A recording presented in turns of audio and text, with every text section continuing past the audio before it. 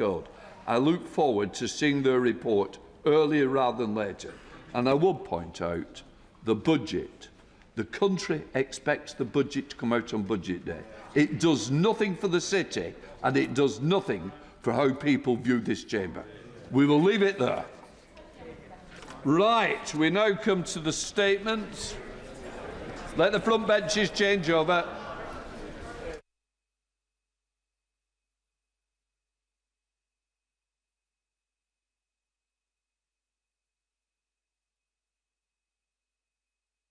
Right, we now come to the first statement. I call the Prime Minister, Sir Keir Starmer.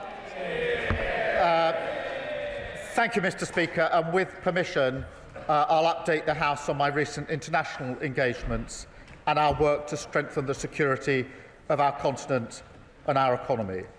Starting, Mr. Speaker, with the situation in Ukraine, which of course is at the forefront of all of our minds. Over recent days, I've had detailed discussions with allies.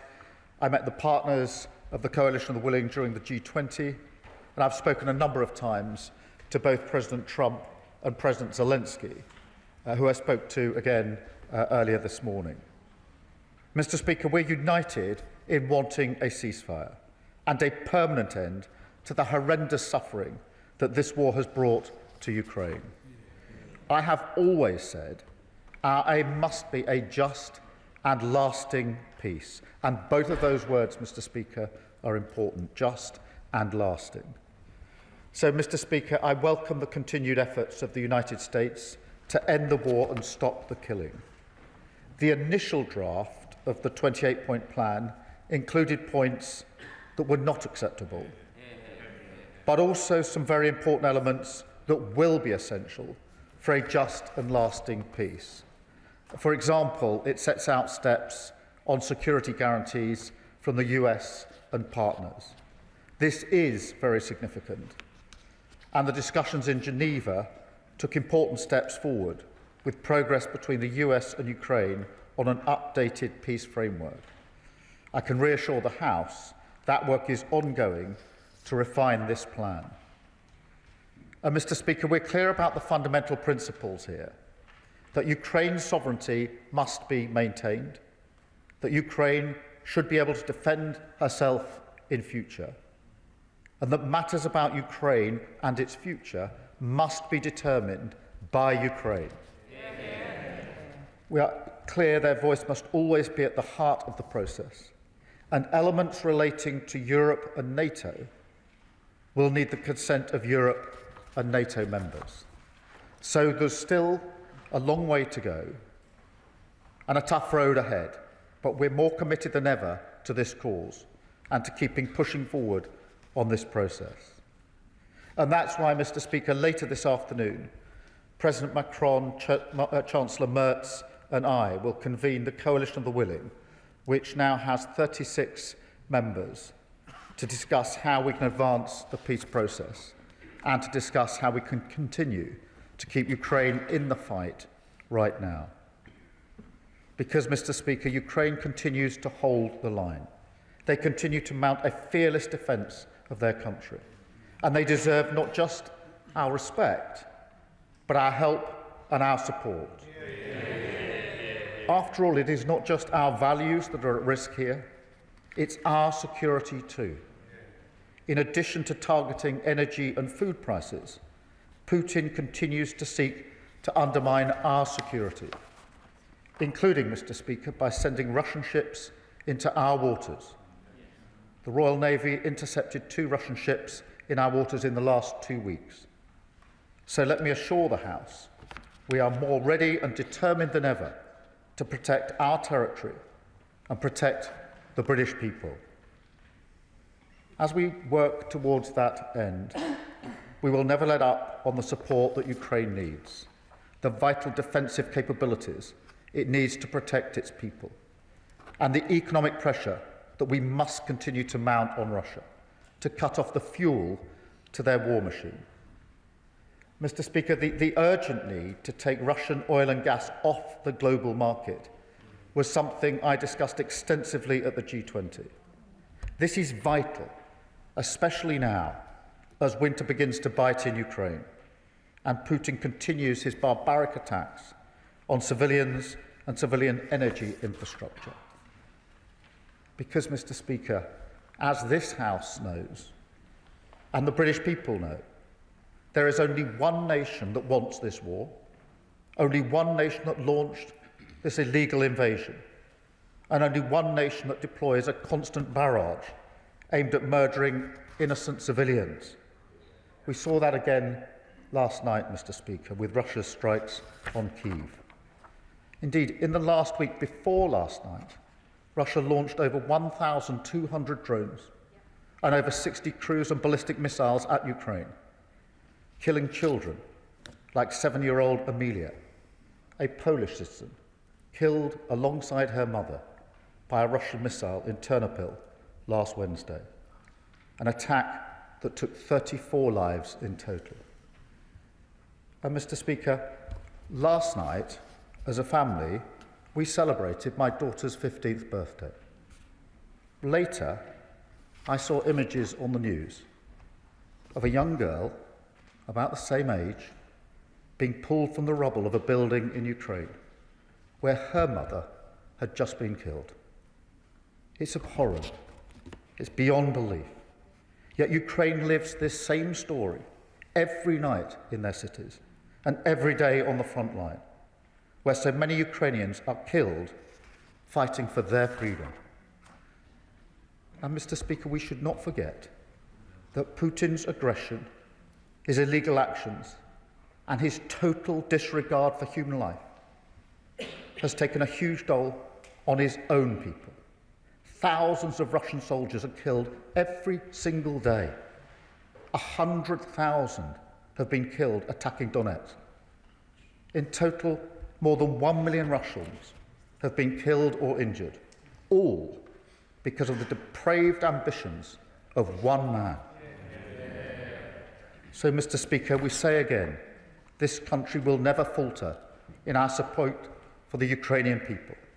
We will maintain a unity of purpose with our allies, and we will focus on delivering the calm, serious leadership that is needed to advance a just and lasting peace for Ukraine and indeed for the whole of Europe.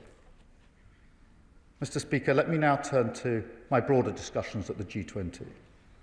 I took the opportunity in South Africa to raise the ongoing and utterly horrifying situation in Sudan. We are working with our partners to break the restrictions on humanitarian aid and demand accountability. We must rally global pressure to stop the slaughter, achieve a sustained ceasefire, and ultimately to deliver a transition to civilian rule. Mr. Speaker, in South Africa, I also chaired the Global Fund replenishment alongside President Ramaphosa, leading the charge in the global fight against AIDS, TB and malaria, work that has already saved over 70 million lives. Yet, Mr. Speaker, malaria still kills a child under the age of 5 nearly every minute. 4,000 adolescent girls and young women still contract HIV every week. And TB remains the world's single deadliest infectious disease, even though we've had a cure for nearly a century.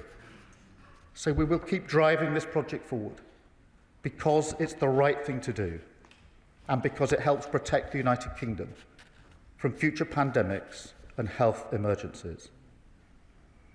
Mr. Speaker, a central priority at the G20 was delivering economic security and opportunity, as it is at every international meeting I attend.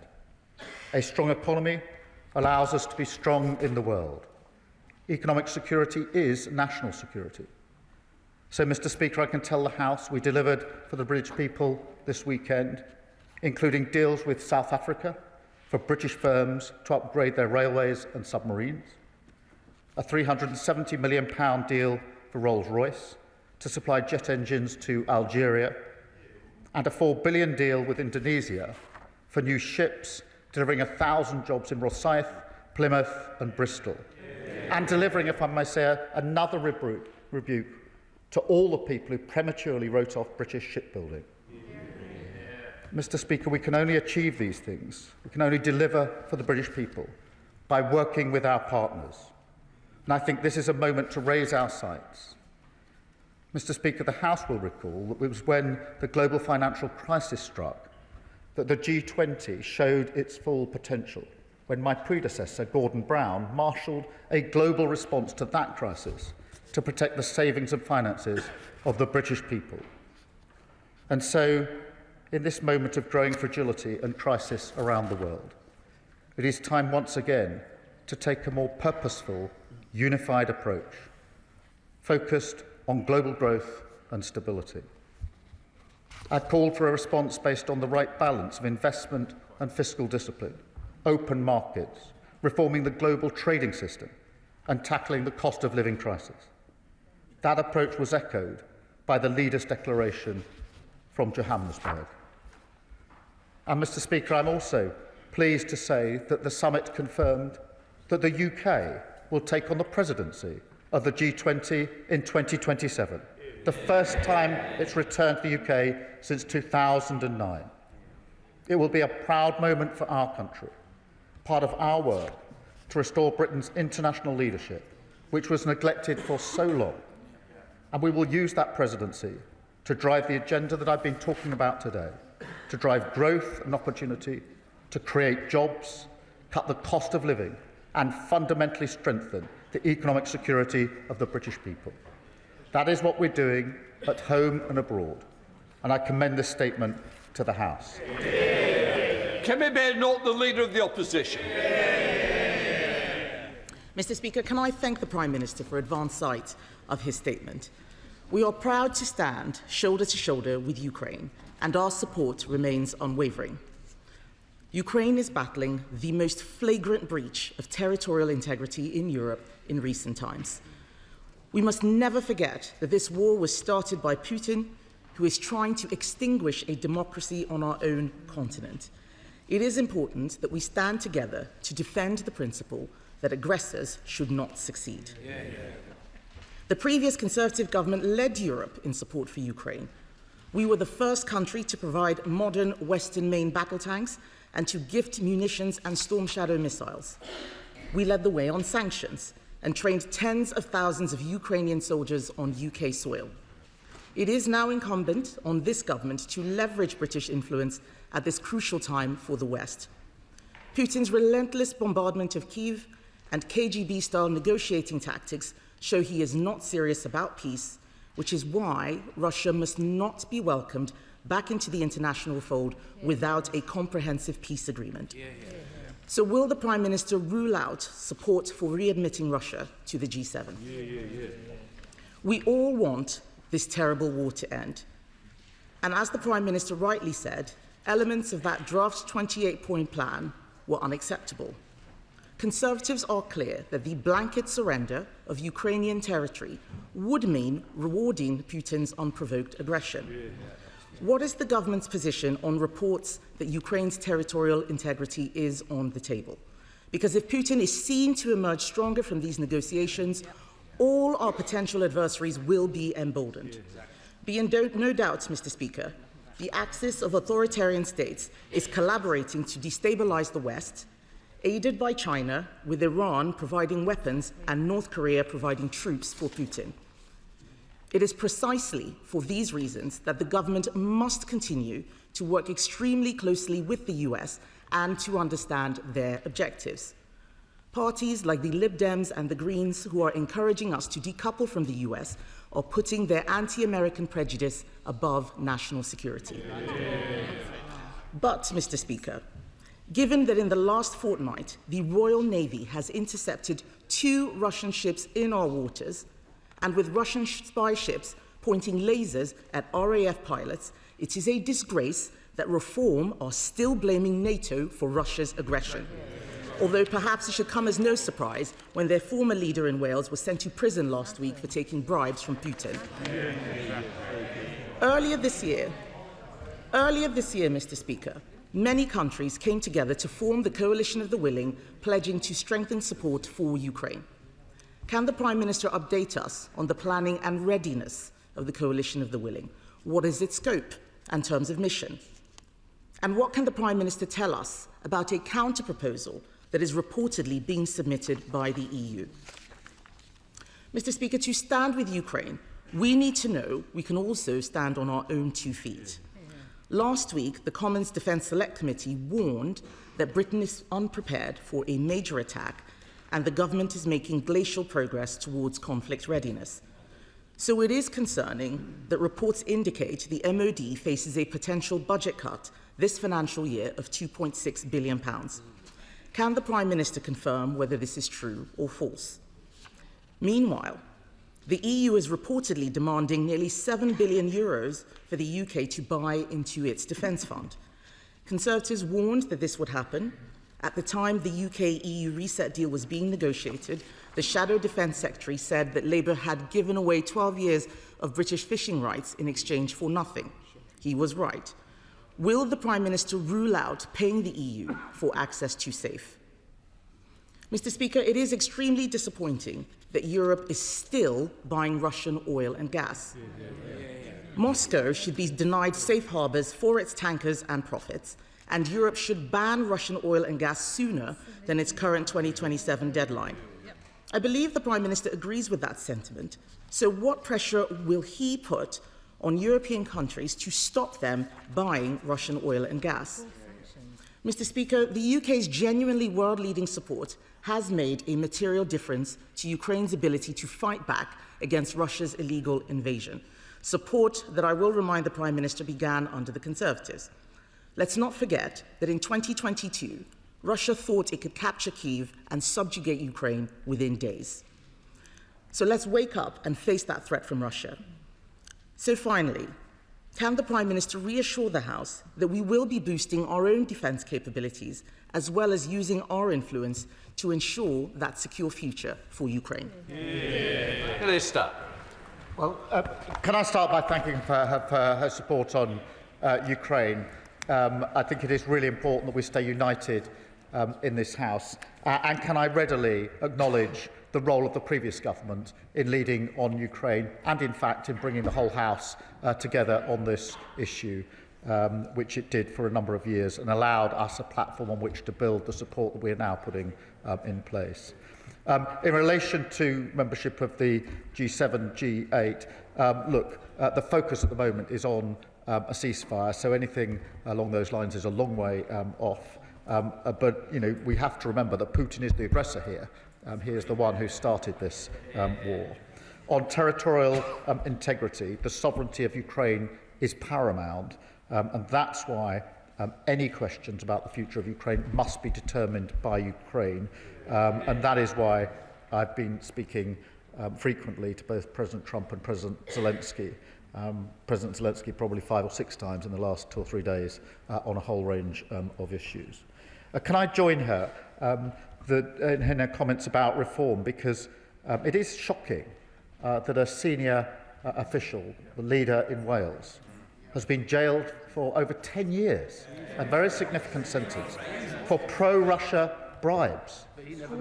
That is extraordinary.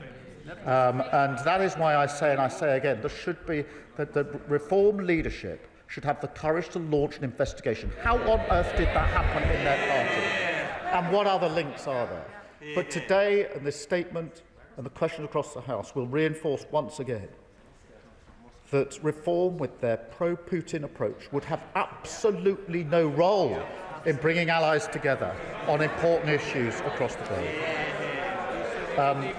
Mr. Speaker, she asks about the coalition of the willing.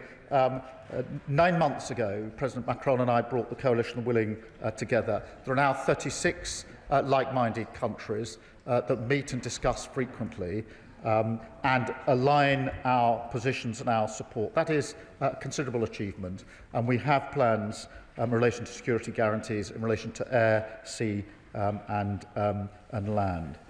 Mr. Speaker, on the text of the agreement that's being worked on in Geneva, there was an intensive discussion about this, as she would have expected at the G20, involving a number of key allies, both the E3 plus key coalition of willing allies, and the strong consensus was that we should work with the text that's in existence, unacceptable though some parts of it are, because other parts are essential, rather than a different text, and that is the process that's going on in Geneva, and I think that's the right approach. On defence spending, I've made my position clear, and it goes with the strategic review of defence as well as to how we take that forward. The safe negotiations are going on with the EU in the usual way, and one of the commitments I made in relation to our reset with the EU was that we would do it by quiet diplomacy rather than shouting from megaphones across the channel. On oil and gas, she asks, and this is really important, we are taking every opportunity to have extensive discussions to take Russian oil and gas off the market.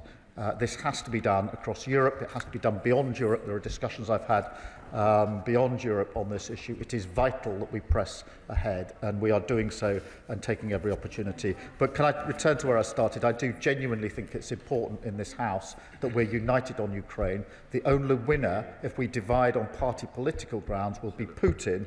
And I again recognise the work and the lead that the previous government took, which I was proud to support in opposition. I'm proud to take that forward as Prime Minister. I'm grateful for the support that we're getting from the opposition. Chair of the Select Committee, Dame Emily Thornberry. Mr. Speaker, can I begin by complimenting the Prime Minister on his work on the international stage?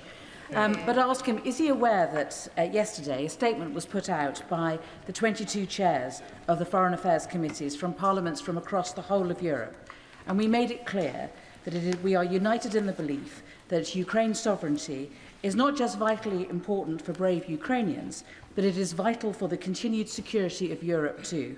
And so we are very pleased to hear from the Prime Minister when he assures the House that any plan that is to be agreed will be nothing about Ukraine without Ukraine, but can he also assure the House there will be nothing about Europe without Europe?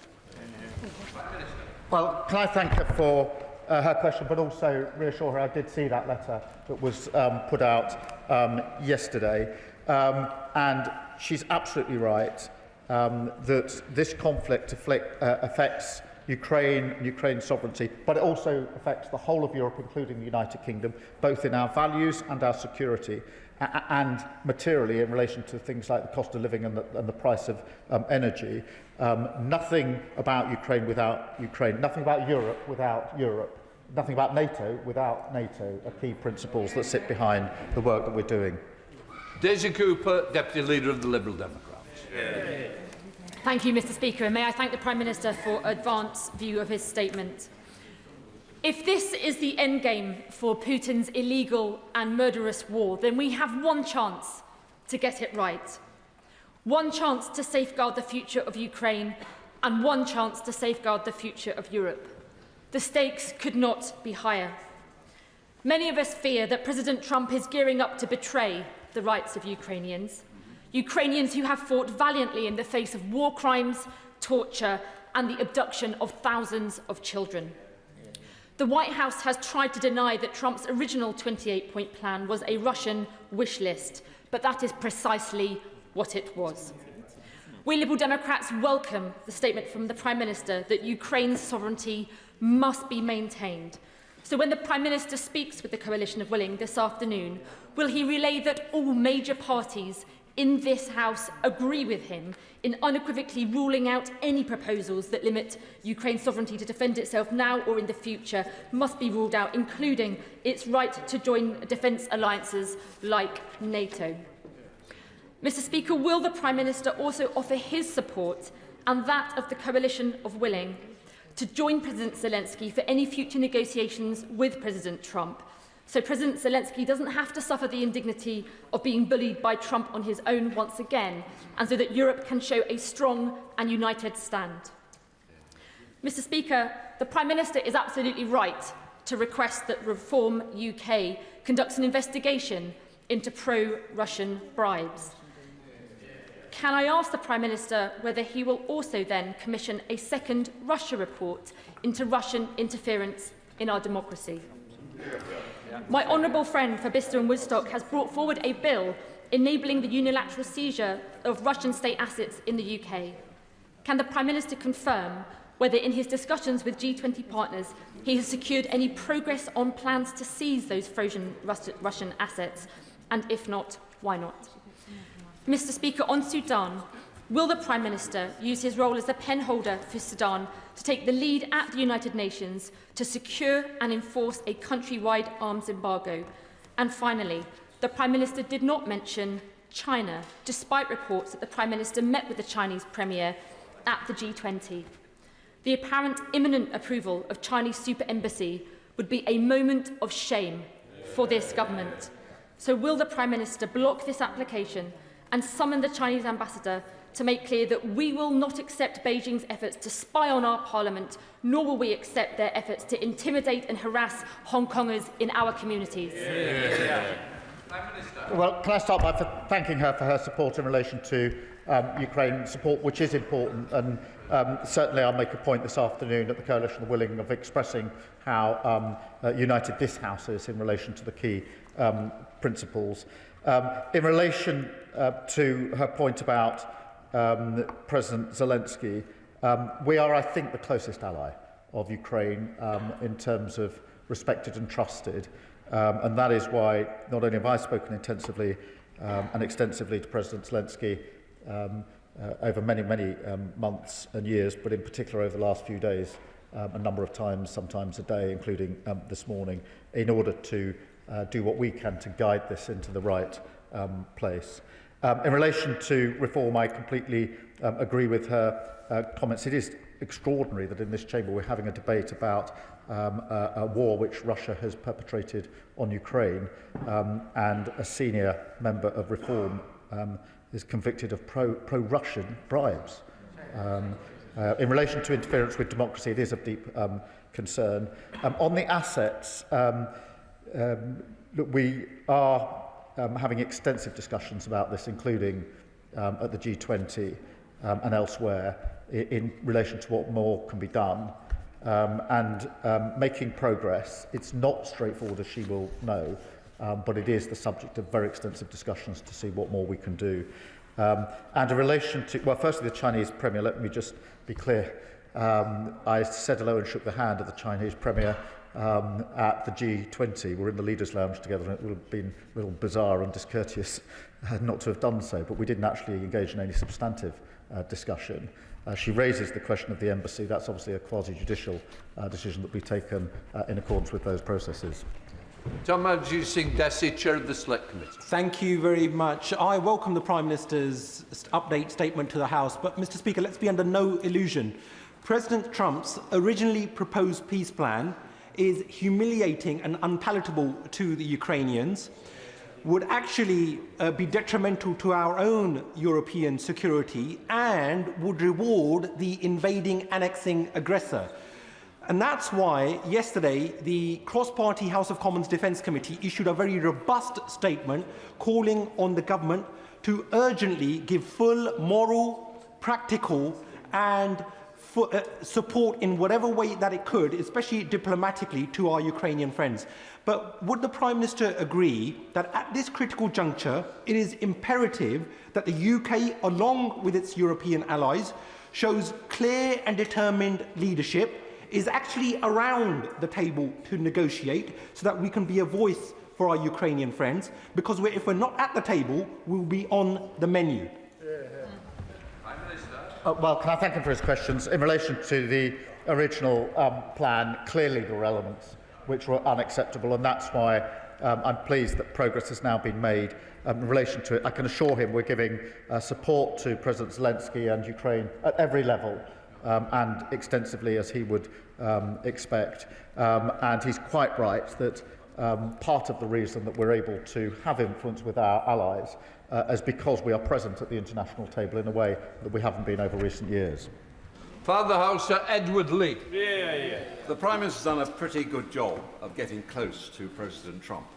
Can he convince him that to reward the tyrant bear with land he's already taken is bad enough, but it would be utterly egregious and appalling to allow him, the bear, the ruthless bear, to take land he hasn't even taken yet in Fortress Donbass? And it would make Ukraine utterly defenceless. just as we allowed Czechoslovakia to be utterly defenceless when we forced them to give up the Sudetenland 85 years ago. Well, look, can I agree with him in terms of the very idea of negotiating land which hasn't been taken in nearly 4 years of a conflict and has cost tens of thousands of lives is so obviously unacceptable that it shouldn't be put forward or seen as a serious proposition, and I agree with him wholeheartedly on that. Alex Sherwood. Mr. Speaker, I thank once more the Prime Minister for his hinting support for Ukraine and that nothing can be done for Ukraine without Ukraine. In the last few moments, media sources in the US have reported that Ukraine has agreed to the peace proposal brokered by the Trump administration. I know the Prime Minister will not have the detail of that, but if this is the case, I know we're in a statement now, will he come back and give the House the full details of what has been agreed by Ukraine, US and potentially Russia? Yes, of course I will. From my discussions with President Zelensky this morning, I'll need to look precisely at that, but I suspect it won't be the whole of the agreement that needs to be reached, because obviously the discussions so far have been predominantly Ukraine-US. Obviously there are European elements that are important, NATO elements that are important, that need further discussions, and of course none of this has been back to the Russian side yet. So I'll have a look at the report and look behind the headline. If there is anything material to report, I'll of course do it. My own sense is that it'll probably be progress on the Geneva exercise rather than the agreement of all elements. Sir John Whitting. If it is the case that Ukraine has agreed to a proposal which has been brokered by the United States, would the Prime Minister agree that if it is acceptable to Ukraine, then it must be made acceptable to Russia, and that we need to exert every possible pressure on Russia through increased military support, sanctions and use of frozen assets in order to make them accept a ceasefire? Well, I certainly agree with that wholeheartedly, and we'll see what has been. I suspect it's the version that emerged from Geneva yesterday that may be being talked about. But of course the next step is Russia, and we need to exert every pressure, whether that's capability, whether it's in relation to the assets, or whether it's oil and gas, which we've been bearing down for a considerable period of time. Stella Creasy. It's just not the rules of the House, and somebody who's got more establishment in here. Straight after, by all means, if it's related to this, but please, we have the rules of the House, and the rules of the House come first.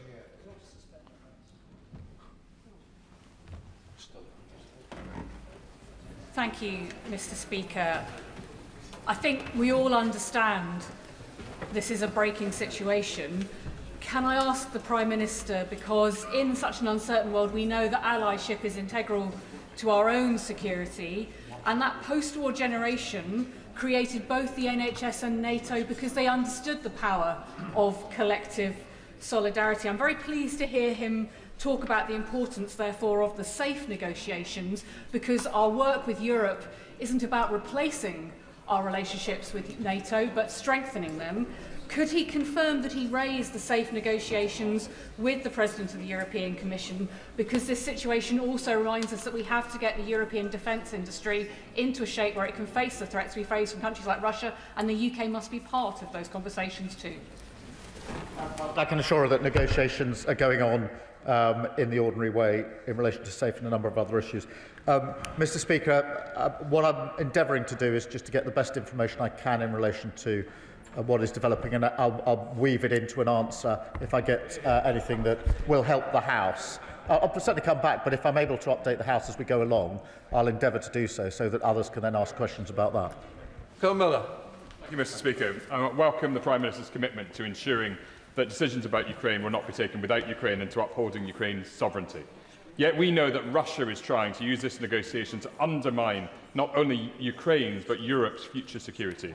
So in light of the negotiations ongoing, will the Prime Minister confirm that any future deal will reject Russia's references to, and I quote, ambiguities over the last 30 years, which is code for unravelling NATO back to 1997, and reject attempts to determine which nations may join NATO or where NATO may put its military assets.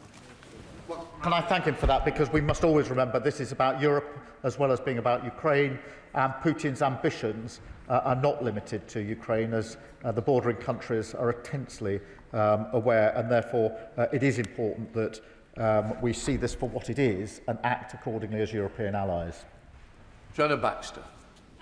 Mr. Speaker, I appreciate this is a developing situation, but we do know that at least 19,546 children from Ukraine have been stolen by Russia, sent to over 400 locations across 8 time zones.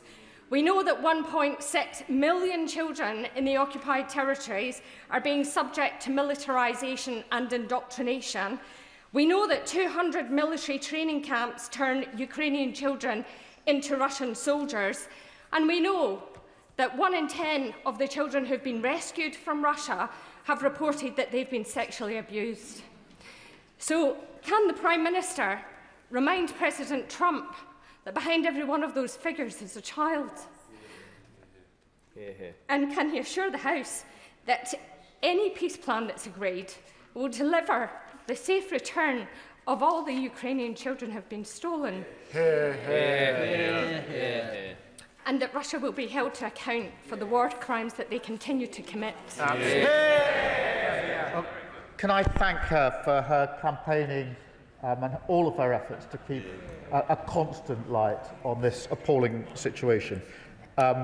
It is shocking that Russia is treating these children as a weapon of war, kidnapping and subjecting them to all sorts of abuse and ill treatment. And we are doing and must do everything we can to safeguard these children and to get them back to their families where they belong. Sir Julian. Thank you, Mr. Speaker. May I ask the Prime Minister to focus on the question of effective security guarantees? Security guarantees only deter aggression if there is no doubt that the guarantor will act in accordance with the guarantee he has given. And therefore, if there is a security guarantee to unoccupied Ukraine, it is absolutely essential that the guarantor has some forces on the ground, because otherwise a guarantee to an unoccupied region that is a strategic vacuum can lead to a wider war by miscalculation by the killer in the Kremlin. Well, can I thank him for his question? That's why we've done so much work with the Coalition of Willing in relation to the capability and the planning for land, air and sea, with detailed plans now, which they're as advanced as they can be until we know what the next stage of the proceedings are. It's also why we and I have worked so hard with the US to get a US security guarantee going alongside the coalition of the willing, so that the two go together. And he'll have seen that that is part of the discussion in Geneva, on which we've managed to make some progress.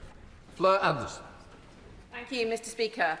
I join many others here today in welcoming the recent progress on the war in Ukraine and at the G20 in Geneva, and most recently. Putin is continuing to circumvent sanctions by other countries. Will the coalition of the willing work with those other countries, as the Prime Minister has explained will happen, to ensure that the money is cut off that's continuing to fuel the war and will enable a just and lasting peace and rebuilding of Ukraine? Well, I thank her for her question. This question of sanctions is absolutely vital, and bearing down on any individuals trying to circumvent those sanctions, and that's why we put in place the sanctions and the measures behind the sanctions, and we work with allies to make them enforceable. Stephen Flynn. Mr. Speaker, I think it's important to begin by stating that those on the far right who parrot the views of Putin and those on the far left who seek to undermine NATO are no friends of Ukraine. Now, I was pleased in the Prime Minister's statement to hear the unequivocal approach he's taken to responsibility in this regard, and rightly pinning it on one person, Vladimir Putin.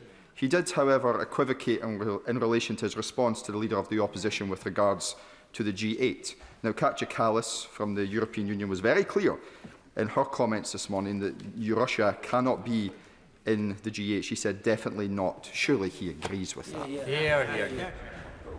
Well, look, I mean, Russia's the aggressor here, and obviously these are questions for the G7 to determine, but I can tell him the focus is very much on the process at the moment, which is getting the ceasefire and getting an end to this conflict. Can I join him in his question, in the point he makes about those on the left? Because the Green Party, of course, says we should pull out of NATO at a moment like this. They also say, by the way, that they would make renting a property landlords unlawful, but selling drugs lawful. I have to say, I find that a little odd outside the school gate. Thank you, Mr. Speaker. Last week in Rochdale, I joined our proud Ukrainian community to mark the Holodomor, which was Stalin's forced famine of millions of Ukrainians in the 1930s. There's a modern-day Holodomor been going on in Ukraine thanks to the drone strikes and airstrikes of Putin's regime. So does he share my disgust, absolute disgust, at the treacherous actions of the former leader of Reform in Wales, who had lined his own pockets with cash from the Russian regime? And does he agree that Reform UK's refusal to carry out a full investigation just proves they really are Putin's poodles? Well, can I agree with him?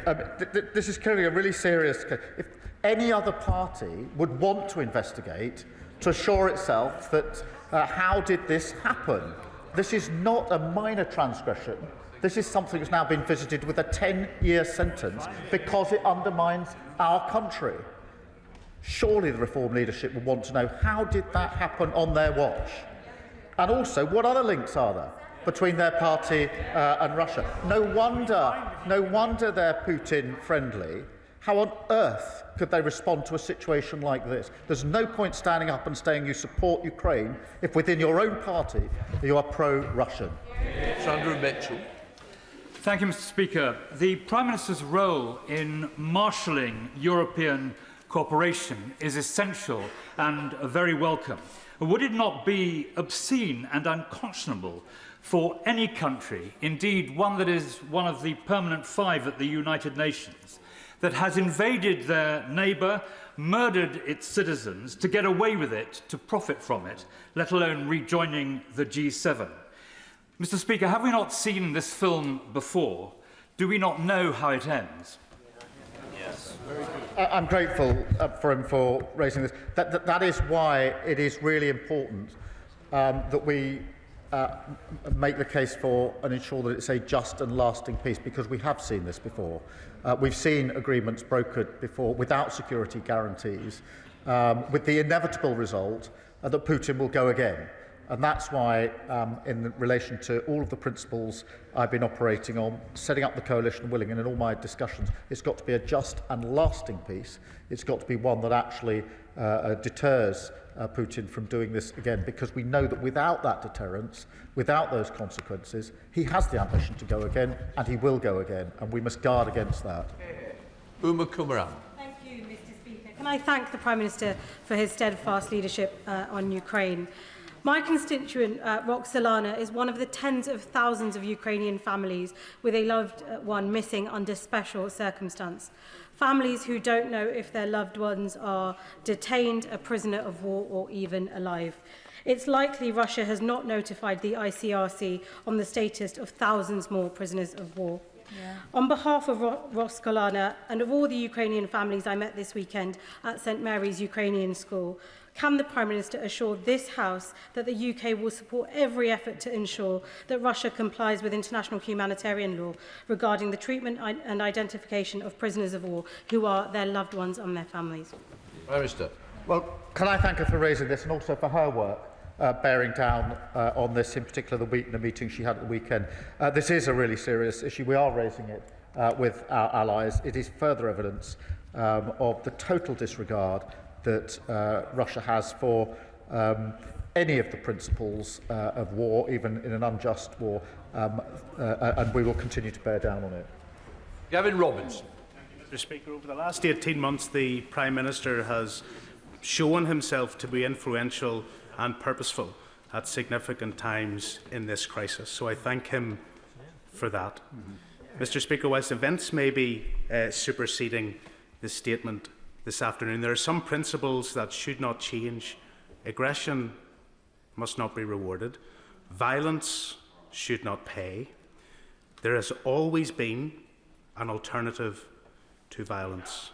But when the Prime Minister says rightly that there should be a just and a lasting peace, does he recognise that it may be difficult to sell a lasting peace to the people of Ukraine if so-called allies are forcing President Zelensky to accept an encroachment on his sovereign territory, and that those allies should be robustly defending Ukraine rather than allowing so-called friends to allow the loss of territory? Well, can I thank him and give him my assurance that I'm acutely aware of the need for this to be a lasting peace for Ukrainians.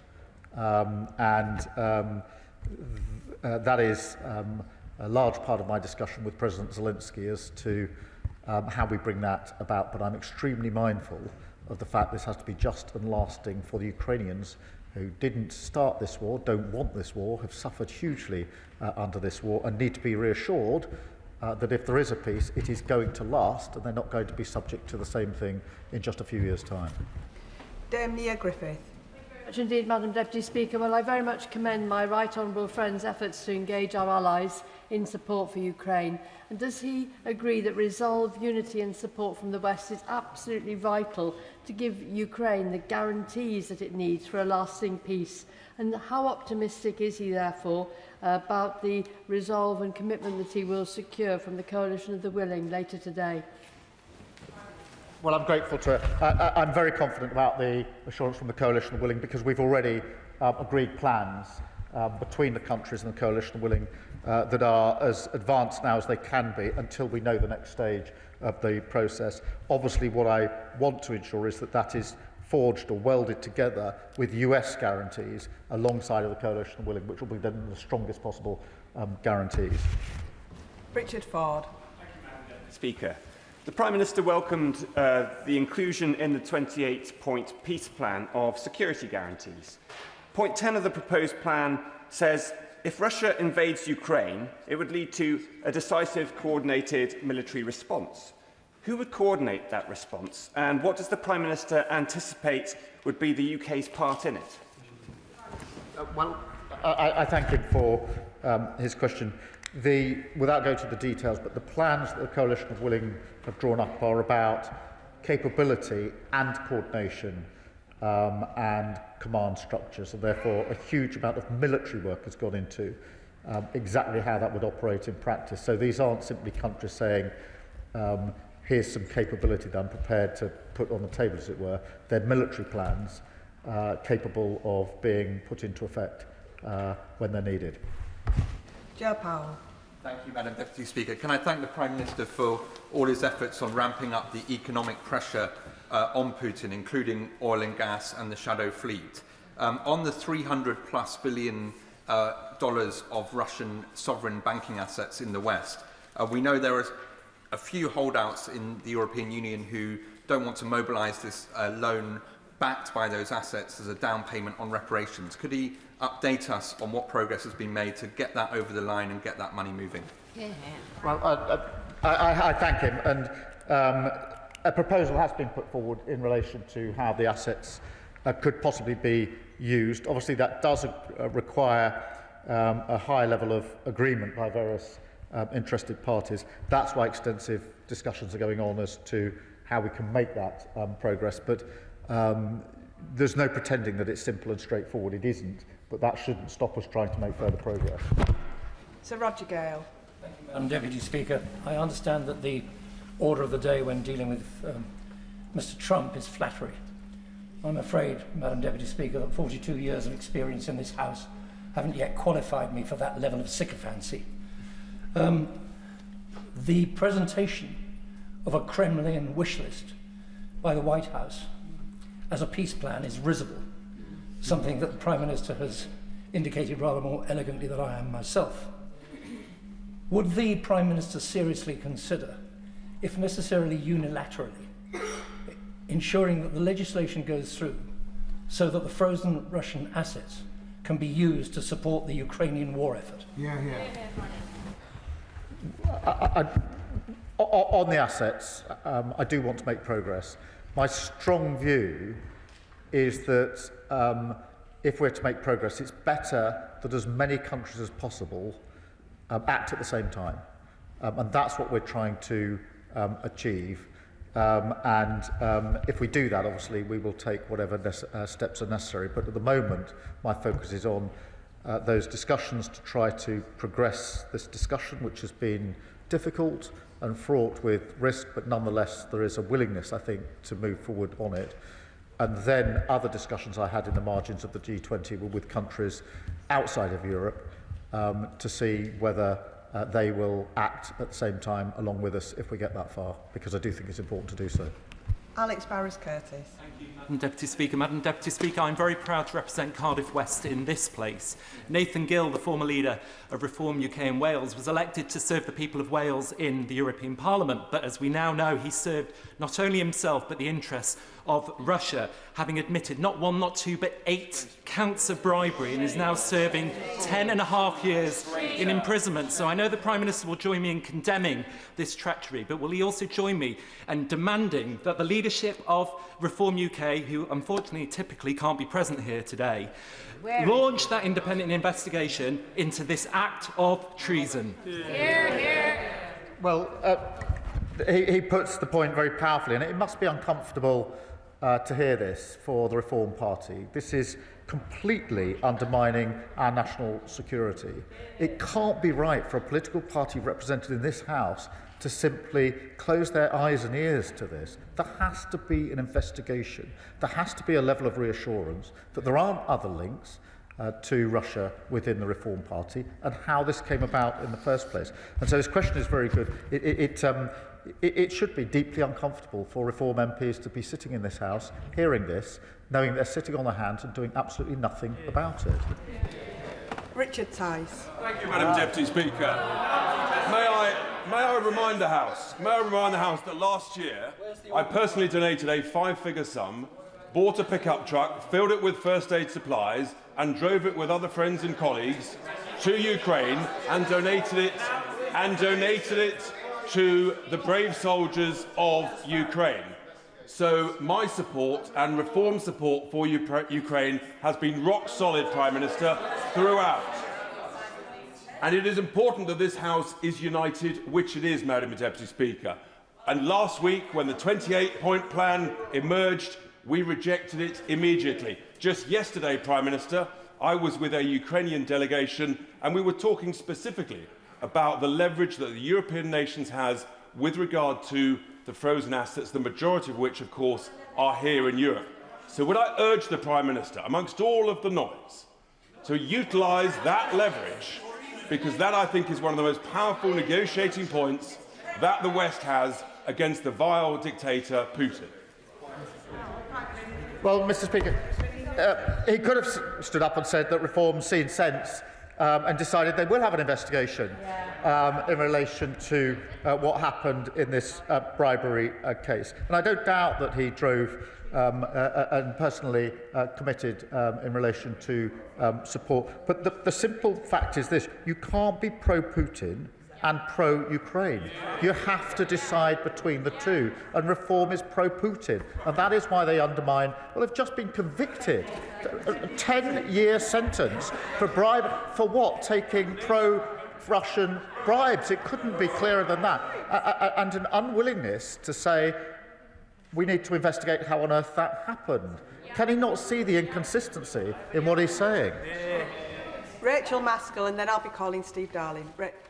Thank you, Madam Deputy Speaker. It is feared that the brutality in El Fasher will only intensify and also spread to Tooele and beyond if international action isn't convened and focused on the resolutions that are needed, not least to stop the incursions with drones supplied via the UAE and mercenaries as well. Could the Prime Minister say more about what happened in South Africa to put that focus which is necessary, and what the next steps are to stop the expansion of the atrocities we're witnessing in Sudan? Can I thank you for raising Sudan, because what was an appalling situation is even more appalling over recent days and weeks. And we discussed it pretty extensively in the G20 and support the work that the Quad is doing in relation to this. And that is aimed predominantly at a ceasefire and the provision of humanitarian aid. This is the worst humanitarian situation in the world, and bringing about a better resolution. Madam Deputy Speaker, can I just do my best to update the House in relation to the news? As I understand it, and this is coming to me secondhand, so I'm not, if this turns out to be not entirely accurate, I hope the House will forgive me. I'll come back and correct the record. But my understanding is this is not a new agreement. It is Ukraine confirming they're happy with the draft that emerged in Geneva yesterday, which of course doesn't cover the question of territory. So my best understanding is this is a confirmation of basically what came out of Geneva, that it isn't a new set of proposals or agreements in any way. So I think that's what it is. If I get more information, I'll update the House and we can discuss it in due course. Steve Darling. Thank you, Madam Deputy Speaker. The Prime Minister talks of having extensive discussions about limiting the export of oil and gas from Russia. This is the engine that is driving the machine of the war effort from Russia. The Danish waters could offer the key to killing the shadow fleet. With an international convention regulating the shipping going through those straits, that would stop the shadow fleet and stop a significant part of this shadow fleet activity supporting Russia.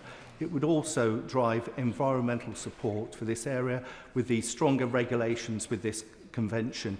What consideration has the Prime Minister and his colleagues given to this? Can I thank him for raising this, because how we deal with the shadow fleet is something we discuss regularly, and Danish authorities can do a lot and do a lot in their waters, as do Norway and other countries in the region. And we are looking at what further we could do in relation to the shadow fleet, because his underlying point is hugely important, which is the oil and gas are fueling Russia's aggression here, and that's why we need to ensure that oil and gas is taken off the market. That can only happen if we deal, amongst other things, with the shadow fleet. Graham Downey. Thank you, Madam Deputy Speaker, and can I thank the Prime Minister for his continued support of Ukraine. Can I, furthermore, going back to the announcement at the G20 regarding the £4 billion deal with Indonesia, can I thank the Prime Minister for his efforts in securing that maritime partnership programme for Babcock, which will benefit people in my constituency, securing hundreds of jobs. Does the Prime Minister agree with me that that is testament to the skills and experience of the workforce at Rosyth, and will he continue to do everything that he can to support shipbuilding in Scotland and at Rosyth in particular? This is such an important point, because winning these deals, whether it's the Indonesia deal that we finally finished concluding whilst we're at the G20, or the Norway frigate deal as well, it is only possible for us as a country to conclude those deals where we have to compete against others in the world. The frigate deal was against France, Germany and the United States because of the quality of the workforce, their professionalism and commitment to delivering on time. And that is why, after the Norway frigate deal, I went up to the Clyde to see the workforce, to say thank you to them for putting me in a position where we could secure that deal. And I'd be grateful if he passes that on to his constituents. Sir Alex Shelbrooke. Thank you, Madam Deputy Speaker. Madam Deputy Speaker, signals matter. Right now, Putin thinks he's getting his own way. So, regarding even the answers the Prime Minister has given about the G7, can I just ask the Prime Minister, as a point of principle, would he sit around a table if the indicted war criminal Putin was sat at it? No, I wouldn't. And I took my first opportunity at the United Nations Security Council when I was there last year, my first opportunity as Prime Minister, be very, very clear as to where I stand in relation to, in that case, the Security Council, but the principle applies elsewhere. You cannot be or subscribe to international law and the UN Charter if you're in breach of it by this illegal war. Patricia Ferguson. Madam Deputy Speaker, and I thank my right honourable friend for the work he is doing to secure peace in Ukraine, and I also thank him for his very good comments about BAE Systems, which is partially located in my constituency of Glasgow West. Point 24 of the Trump plan indicates that one of the things that should happen as part of that plan is that all civilian detainees and hostages will be returned, including children. The kidnapping of children is such a heinous thing to do and a war crime in and of itself that surely, as a mark of good faith, Putin shouldn't wait for any agreement on this plan or other plans, but should release those children immediately. And in saying that, I pay tribute to my honourable friend, the member for Paisley and Renfrew South, for the work she has done over many months on this issue. But would he also agree with me that point 26 of that plan, which says that all parties involved in this conflict will receive full amnesty for their actions during the war and agree not to make any claims or consider any complaints in the future, cannot be tolerated? Well, can I agree with her on both fronts? Of course, these children should be released straight away. They should never have been taken in the first place, and it's heartbreaking as well as intolerable that they're held for a moment longer. And as for amnesty, no, I do not agree with amnesty for Putin and others for their illegal acts. Dr. Ellie Chowns. Thank you, Madam Deputy Speaker. I'm deeply concerned that it appears that American negotiators have been listening more to the unreasonable demands of the Russian aggressors rather than to the security needs of the Ukrainians.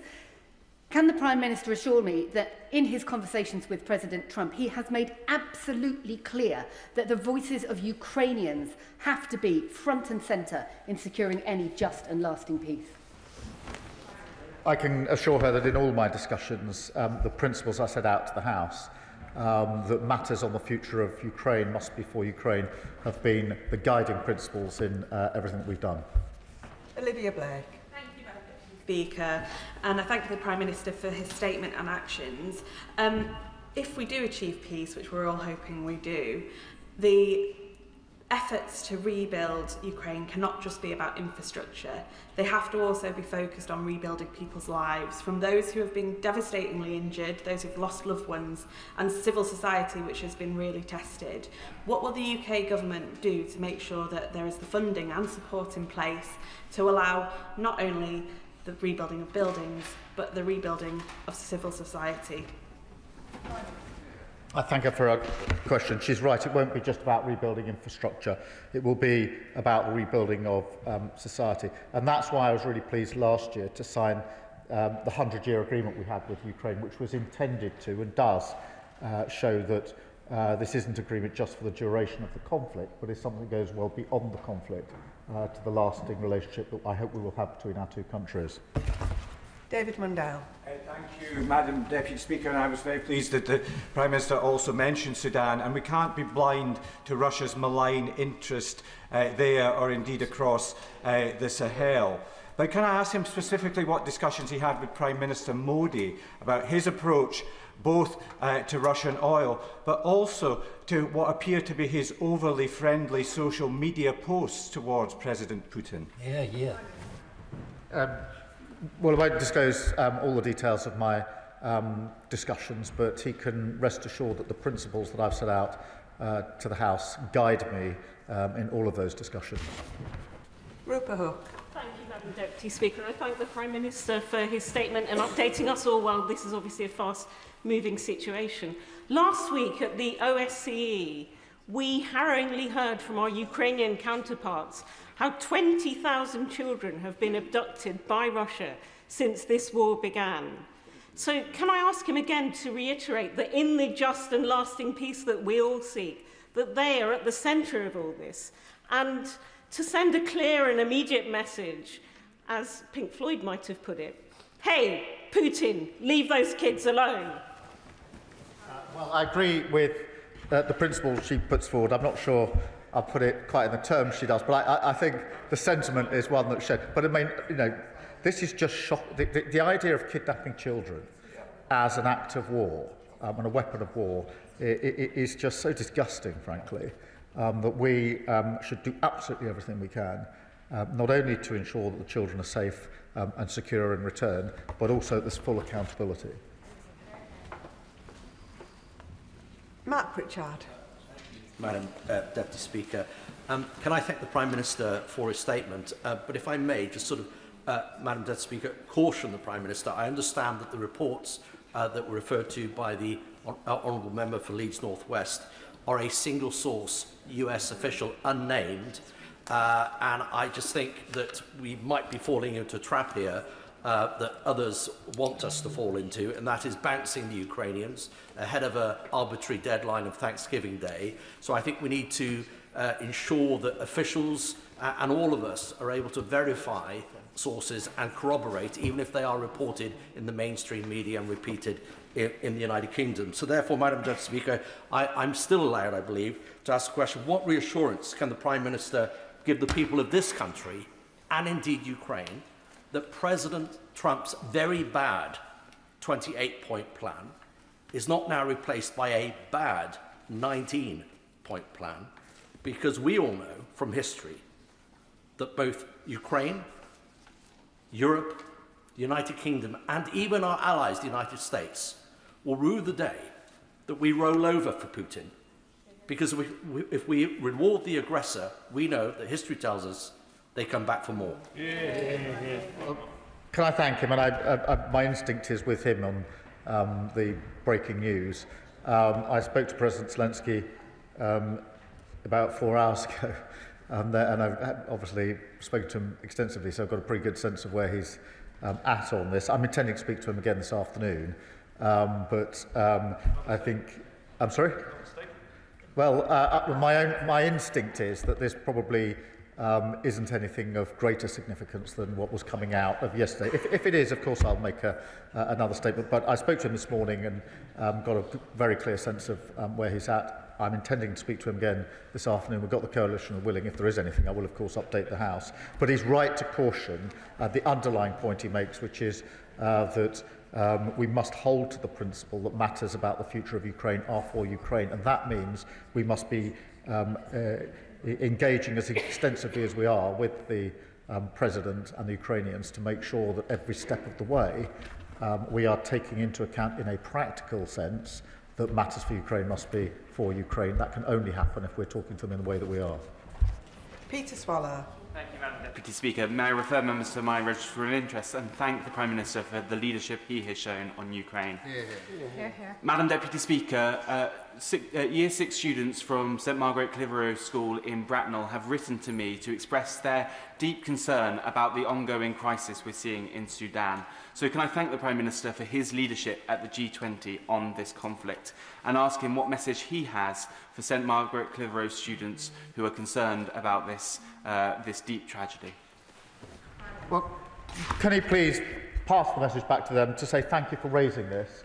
It is important that they've done so, and the fact that they raised it with him means it's been now raised through him on the floor of this House, so they're directly inputting into our democracy and accountability, and assure them that we are working with partners to bring about an end to the appalling situation in Sudan, the biggest humanitarian crisis in the world, and not just of recent days and weeks, but for a very long time, just simply worse and more intense, and that if we could reassure them we're doing everything we can with partners to bring an end to this awful situation, and thank them for their input. Claire Young. Thank you, Madam Deputy Speaker. The Prime Minister referred to Putin's barbaric attacks on civilian energy infrastructure. What discussions has he had with his G20 counterparts about learning from Ukraine's experience to protect energy supplies and infrastructure from Russian hostile action? Well, firstly, thank her for raising this, because the attacks on the energy supplies are intended to inflict damage on civilians in Ukraine, as it does on a regular basis, particularly as we go into the winter. We're doing two things. We're working with the Ukrainians on what more support we can give to them to safeguard their energy supplies, but of course with allies we're looking at where there are any issues that we need to address in relation to any vulnerabilities that we may have. Laura Kirksmith. Deputy Speaker, and I thank the Prime Minister for his updates on the G20 and in particular for his commitment to the Global Fund, which I think we should be really proud of. I was also very pleased to see Sudan referenced in the joint declaration of the G20 leaders. As the Prime Minister has said, it's the world's worst humanitarian crisis, but we're also seeing appalling accounts of war crimes. So can I ask what more the Prime Minister will now do with global partners to secure a ceasefire, protect civilians and hold the warring parties to account for their crimes? Well, can I thank her for a question? In particular, the Global Fund is so important. She heard the statistics that I went through. In relation to the wider situation, the focus is very much on a cessation of hostilities and humanitarian support, which is desperately needed.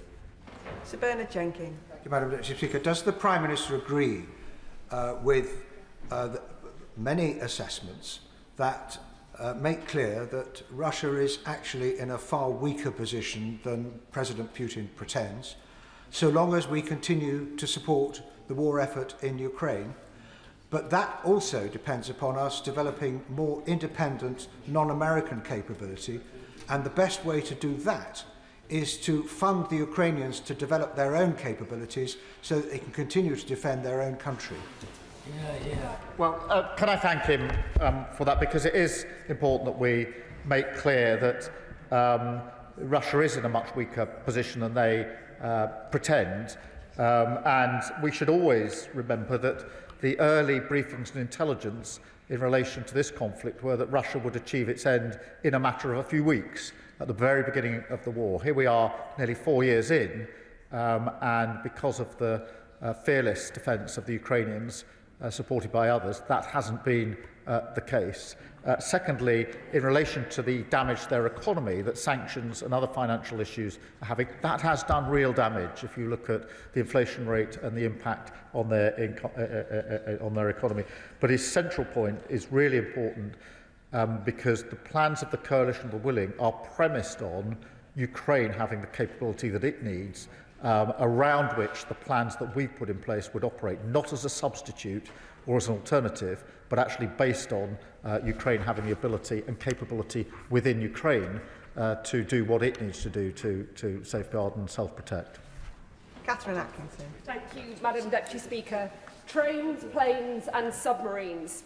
The Prime Minister put the pride of Derby manufacturing front and centre of his G20. Millions saw him on a train made in Derby, halfway around the world in Johannesburg, showing the world what our city is famous for. Will he tell us more about what the deals he secured means for my constituents who work at Rolls-Royce and in the rail sector? And will he continue his focus on winning international deals for more high productivity, high skills, high wage jobs? That she's an incredible champion for Derby, and it was really incredible to be in Johannesburg, sitting in a train that had been made in Derby. And it is very significant that countries around the world want to do deals with the United Kingdom because of the quality of our workforce, the professionalism and commitment of all those that work in Derby in her particular case, but in other workforces across the country. Those particular trains are going to be used for the run to the airport and back, and so they're going to be relied on very, very heavily in South Africa. But the idea, I was very proud that other countries are saying it's the UK we now want to do deals with, as she says, whether that's in relation to frigates, whether it's in relation to submarines or trains. And she should be very proud of the workforce in Derby, and if she could pass on my thanks to them for allowing us to do this work, I'd be very grateful. Anne Davies. Madam Llefarydd, and thank you, Prime Minister, for your statement. It's reported in the draft deal notes that it is expected Russia will not invade its neighbours. It's not expected is wholly inadequate when we cannot place our trust in the words of leaders such as Vladimir Putin. What steps is the Prime Minister taking to ensure that this agreement includes clear, enforceable safeguards? And what measures are being implemented to strengthen UK's resilience against Russian interference? Can I thank her? Look, in relation to the security guarantees, the planning has taken place at the Coalition of the Willing. That needs to be put together with the US guarantee to make sure that it's not an expectation that Putin doesn't invade Ukraine again. It's an absolutely clear message that if he does again, there will be consequences, because it's only if that is in place with strong guarantees and credibility that we will be able to deter Putin, because without them, as we've seen from the past, he simply will breach any agreement that's reached in due course in the future. In relation to interference in our democracy, we need to bear down on Russian interference in our democracy, and we'll continue to do so. Thank Crichton. Thank you, Madam Deputy Speaker. My friend, the Scottish journalist Jen Stout, has just returned from the grey zone between Russian and Ukrainian forces, where to try and evacuate the wounded or even wander outside for a moment is to invite death from the sky by drones. The message she brings back from Ukrainians on the front line is that they will not give up this territory that they have defended for years. And will the Prime Minister ensure that the message that comes from here, apart from the Lord Haw-Haws paid by Putin, is that their front line is our front line, and that Ukrainian sovereignty must be respected, and that we will stand with Ukraine? Can I thank him? And he's absolutely right. The change in the use of drone warfare over the course of the last 3 to 4 years has been very accelerated, very intense, to the point now, as he really reflects, that if you're seen, you're dead.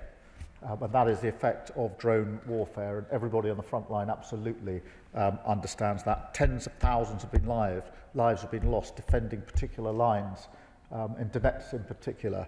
And I will never forget visiting a hospital in Kyiv where I met those that had been burnt very badly on the front line and were receiving treatment in those hospitals, which was a very poignant reminder of the impact this is having on Ukrainians. And it is no wonder that they are not going to give that up after so much sacrifice. Sir Desmond Swain. What indication was there that Putin would accept even the earlier iteration of this agreement? Very good question.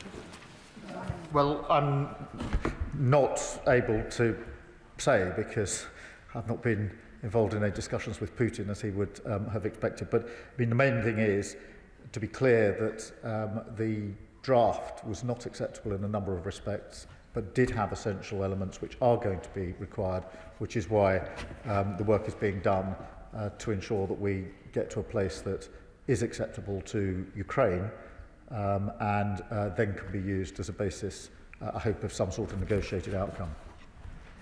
John Slinger. Thank you, Madam Deputy Speaker. I strongly welcome the Prime Minister's emphasis on a just and lasting peace. Does he agree that while it is noble to want the fighting to stop, in any conflict this can always be achieved by giving in to the aggressor's demands? And history shows that this is not peace, it is appeasement. Does he further agree that Ukraine must not be forced to give up its territory and long-term security needs, not only for their defence, but because this would weaken the very principles of sovereignty and the rules-based system, endangering us all? Can I agree with the principles he set out and assure him that I'll make the point at the meeting of the Coalition this afternoon that I always make when we meet, which is, whilst we are working for peace and trying to put in place security guarantees, we must not let up on keeping Ukraine in the fight now. It is a big mistake, and I do worry that because of the hope of peace, it is always possible that the focus goes off the fact that Ukraine needs support now to stay in the fight, and we must never lose that focus. Robin Swan. Thank you very much, Madam Deputy Speaker. The Prime Minister's statement says that Putin continues to seek to undermine our security. So when a deal is done to the satisfaction of Ukraine, can the Prime Minister give this House an assurance that the defence and the preparations for our security against Putin, because he won't give up, will continue in regards to the work that we continue to do? can give him that reassurance, but I'll give him the reassurance that we won't wait until there's some agreement in place to ensure that. We're taking those measures now. Jim Dixon. Thank you, Madam Deputy Speaker, and on behalf of my constituents, can I congratulate the Prime Minister in demonstrating UK leadership by supporting the Ukrainian government and President Zelensky to turn the 28-point peace plan, which very much appears to have been authored by Russia, into a much more acceptable 19-point peace plan, which clearly needs to be built on. Does the Prime Minister agree with me, and again the majority of my constituents who contact me, that it's vital the UK and Europe remain absolutely steadfast in their support for Ukraine to achieve a lasting and just peace?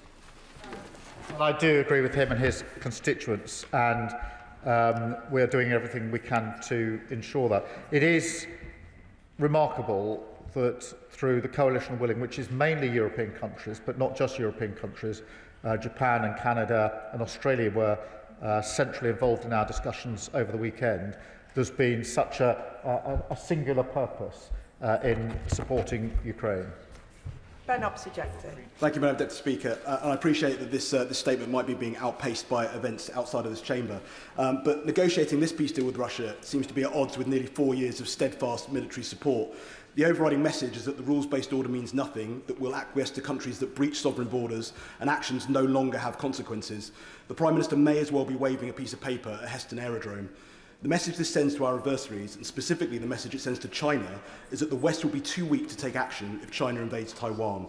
He mentioned earlier that Russia will face consequences if it invades again. So when he says a just and lasting peace, what consequences will Russia face for their current actions, or can they act with impunity? We had a pretty good tone up until now, but I'm not here waving some piece of paper.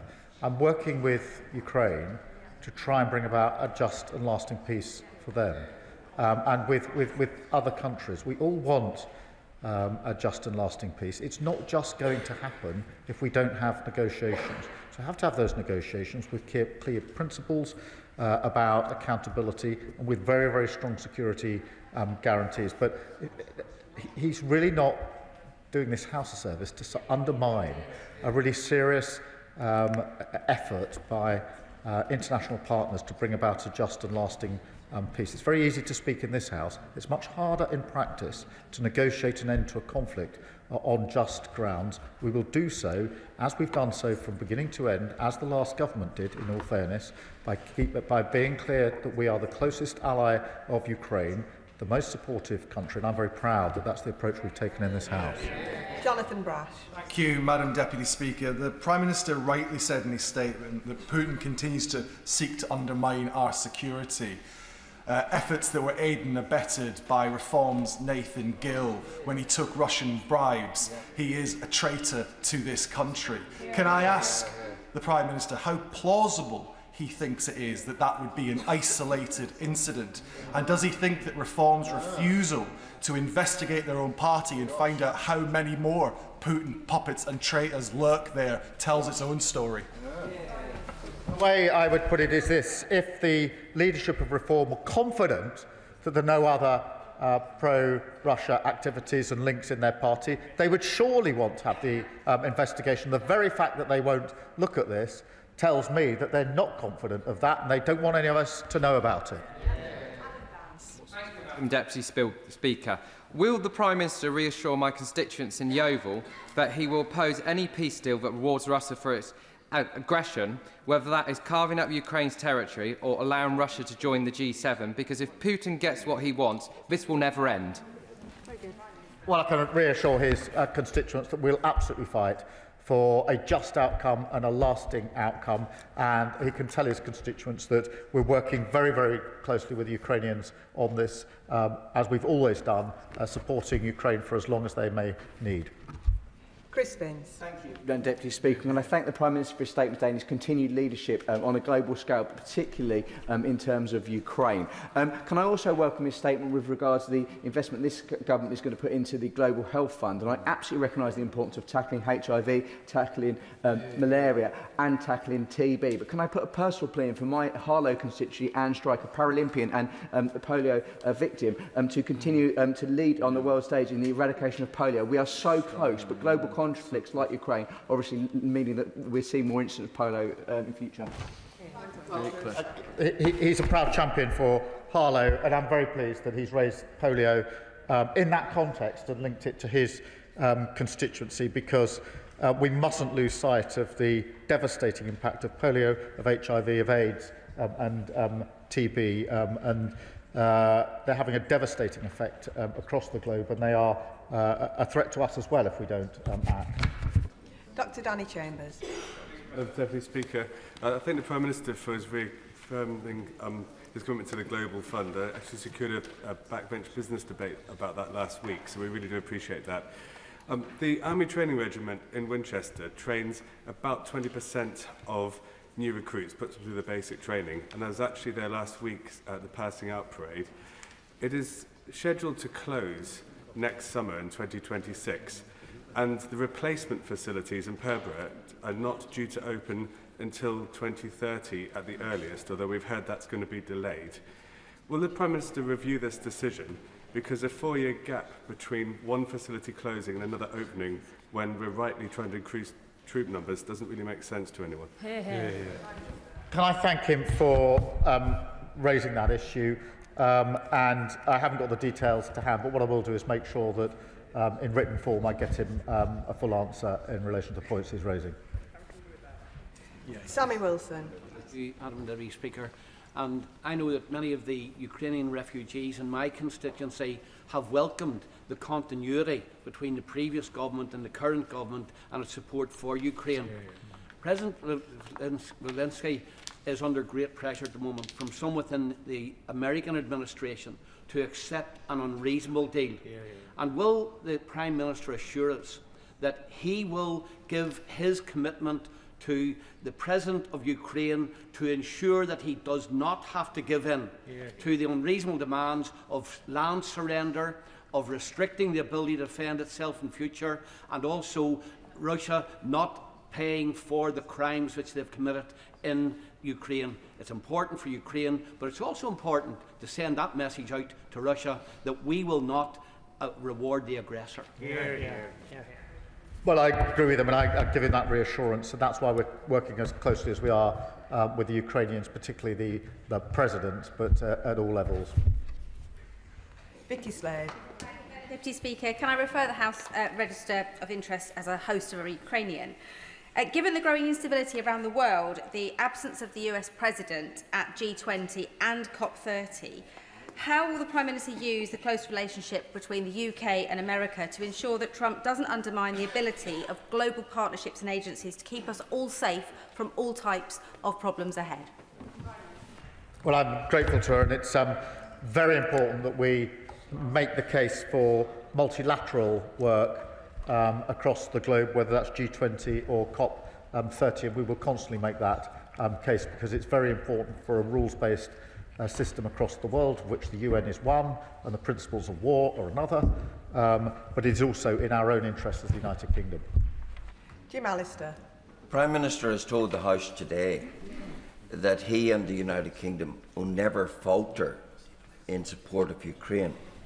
Does that mean that the United Kingdom is not part of the pressure on Ukraine to concede territory already occupied? And how could the ceding of territory be other than the rewarding of terrorism, the rewarding of aggression, and the whetting of the appetite of the aggressor? Well, the approach we've taken is based on the principles I've set out to the House, and is absolutely rooted in what the Ukrainians want out of this, and that is why we are speaking and working so extensively with them in relation to these negotiations. But all matters about the future of Ukraine have to be for Ukraine, and that is the guiding principle in everything I've been doing. Monica Harding. Thank you, Madam Deputy Speaker. I was pleased to see Sudan was included in the G20 consensus. Could the Prime Minister lay out what that will look like in practice, as it looks like the atrocities of El Fasher are likely to be repeated in Kurdistan? What protections will be in place for the safe passage of civilians, humanitarian workers, the funding gap in assistance, and importantly, what conversations with or about states who are said to be funding the belligerents and keeping the war going, including the UAE? Can I thank you for raising that and reassure her we're having extensive conversations with the Quad that are driving this forward on all fronts, but most immediately on the humanitarian situation, and we'll keep the House updated. And the final question, Jim Shannon. Thank you, Madam Deputy Speaker. Can I very much thank the Prime Minister for all that he does for the United Kingdom of Great Britain and Northern Ireland, for the Western world. It is appreciated by many. There is a plan that we all hope can end the war in Ukraine, to stop the devastation and the killings. Eyes are focused on the plan, and I think of the innocents killed, the women and the children targeted, and the massacres by Russians. We think of it, children as young as 8, women as old as 80, raped by Russian monsters. The massacres in Bathboot, where over 200 people were found in a mass grave. There's more than that. If you look in video, you can see pictures of Russian soldiers torturing people, murdering people.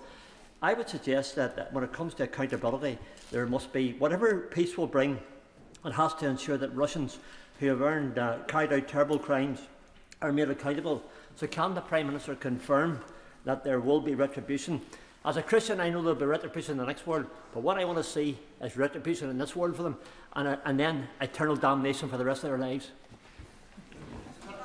Thank you for raising that, and it may be the last question, but it's a really important one in terms of the atrocities and the impact that this has had on all Ukrainians. And I remember in the early days of the conflict seeing the images of civilians handcuffed and shot in the head, laying in the streets just outside Kyiv.